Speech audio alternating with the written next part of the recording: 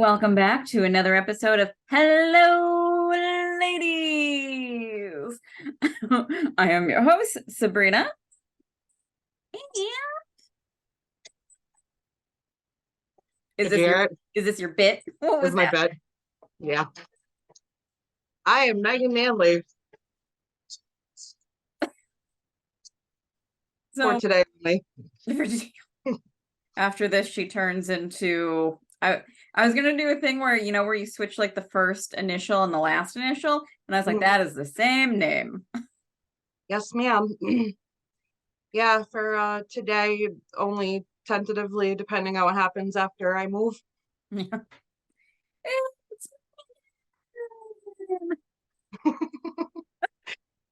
Oh, Lord.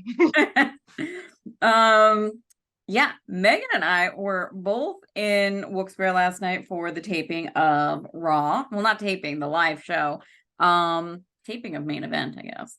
And at the top of the show, Megan sends me a message that says like, "Oh, we have great seats and the view." And I'm like, "That is literally my view. Where are you?" And I think you were 2 rows in front of me, right? Yeah, we were in L, you were in N, And yeah. and I just happened to turn back to the left first, and I saw you immediately. I was like, Mhm. oh, there she is. And I was yelling and you didn't hear me, so then me and Brian yelled together, and then that's when you heard us. Yeah. It's funny because this is the second show that I've gone to where I've known someone like in my direct vicinity. And somebody else messaged me and was like, I saw you. I was like across the row from you. And I was like, oh, I did not see you clearly. Well, I I couldn't get over how many seats they opened up on the camera side yeah. because usually that's completely empty, and that was dotted with people. Like when they were saying sold out, they weren't lying. Yeah, it truly was. And it never fails that like anytime I post like a photo or a video of a show, whether it's AEW or WWE, and I see this on AEW stuff a lot too, like people being like, "Oh, look at all those empty seats." It's like, can you say you've never been to a loud or a live show any louder? Like, Yeah, if it's being televised, where the cameras go, there are no people usually, and it's to keep people from being in the shots and like blocking everything at home. yeah, yeah. It's definitely a case of like, tell me you've never been to a live show without ever, they're like without telling me. Yeah. Yeah, Um, they I was shocked. There was definitely what I'd say like at least 50 people over in those seats. at least, yeah. Yeah. And then I saw that the arena itself said that WWE like sold out, and it was like the highest grossing um wrestling event that they've ever had. Yeah, they broke the record that they set in the summer because they Yeah. broke that record when we were at SmackDown. Mm-hmm. Um before I even like walked into like where you sit, I was in line to get water because I'm a thirsty girl. And this woman was in front of me and she just turned around and started like striking up a conversation with me. And immediately she was just like, "Oh, where are you sitting?" And I don't like giving that sort of information generally, like where I'm going to be for, most women are like that. But I was like, sure. I gave the general section like 104. And she was like, "Oh, nice. I got the last floor seat available. I paid $750 for it." And I was like, I would not have done that, but good for you. Like, Well, I was just curious of like how much people were reselling the seats for around us. mhm. And I'm not exaggerating when I'm saying 4 times the amount that I paid. Because remember, like at the end of Oh yeah. yeah, the end of SmackDown, Cody came out and gave like the code to get which makes me think they're not coming back anytime soon because they didn't give us that code. Yeah, it was very Um, sad. but I ordered them that night, and I thought like 60 some bucks a piece or something Yeah. for where we were sitting in like really good seats, and people were reselling them for like 250. I was like, that's just ridiculous. Yeah, it does not surprise me at all. How about when we got there, when we were getting into our seats, the people that were in the row that like we had to walk by, they were going, wait, what are your seats? Are you sitting here? Are you sitting here? And we're like, yeah, we're 6 and 7. And they're like, oh, okay, because like 3 other people tried to take your seats. I was like, are you kidding me? Like I am not surprised. Not we saw surprised. people getting out as we were going in, and I think they just kicked those people out. So Mm-hmm. yeah, people were trying to take our seats because we weren't late. I mean, we got there as I was I don't even think the main event match was going yet, or maybe I don't know. We saw Ludwig come out, Oh Kaiser. yeah. So was there a match before that? No. Okay, then yeah, we didn't even get there late, and people were already trying to Mm-hmm. steal our shit. I'm sure they probably didn't realize that the show was going to be sold out, is probably what it was. Like they probably hadn't gone in a few years and they're like, oh, we can just, sneak up front. Nope, not anymore. No, that's not like the Vince era where like he could pretty much sit wherever the hell you want. Like Mm-hmm. Basically. what Uh, a night day difference between the crowd from last year's Raw to this year's Raw. My watch kept going off for like noise that it was too loud. oh my God. And I'm like, oh my God, stop. Like, The yeah, I mean, we were a very lively crowd. Um, there was a kid behind me giving excellent commentary throughout the whole thing. Um, just yeah. I went with my friend Andrew, Mr. Suspicious, otherwise known as, and he nearly the guy sitting next to him nearly hit him in the face. I don't know how many times, like oh my when God. like directing with Seth Rollins, and I was just like, oh boy. Well, we had a child, not the LA Knight kid. That kid, I loved him. Hmm. No, we had a kid that was like right in front of me, like the next row down. That I swear to God, this child recorded the entire 3 hours of that show. He just had his phone out and he's recording, and then he's flipping it back to talk to the camera, and then he's recording, and he had little headphones on. I think he was like streaming it or something. So then like anytime Brian was like yelling or cheering, this kid's recording and he turns around and shoots Brian a look. I'm like, dude, we paid for these seats too, man. Like we're gonna have fun. Yeah, and not only that, like it's a wrestling show. People are gonna be loud. Yeah. Yeah. He had to be no older than 10.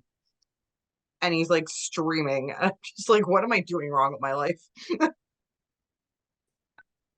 Again, I'm very happy that I did not have the capabilities to stream at that age. Yeah, I yeah, think that's true. we would have just been like recreating in sync dances or something horrible. Maybe I not mean, in sync for you, but no, we definitely recreate or we made up our own dance to Shoop and What a Man. So yeah. glad that's not on record anymore, not even in here. um yeah, the show last night was like really good. The I was very curious when I saw like, oh, okay, so we're hitting the main event and we have 30 minutes. I was like, what is happening? Because you knew Uh, something. I thought a cash in for sure. I thought maybe a cash in. I was expecting like them to send Cody out at some point because It's Cody. yeah, you need to Yeah. give the people what they want, you know? He hadn't been out there all night. As soon as Jay's music hit, I know we're jumping ahead like to the end, but as soon as Jay's music hit, I go, and Cody, and almost on Mhm. cue, it started. Yep. Um, I guess like wrapping back to the beginning of the night. Seth Rollins' first outfit reminded me of like the shiniest of Easter eggs, and I loved it. Loved it. He's just getting more and more off the deep end. Like, you Mm-hmm. know what outfit of his I fucking hate? Like, I hate it with everything in me. It's like the romper, but it's like lace and see-through. I remember how much you hated that.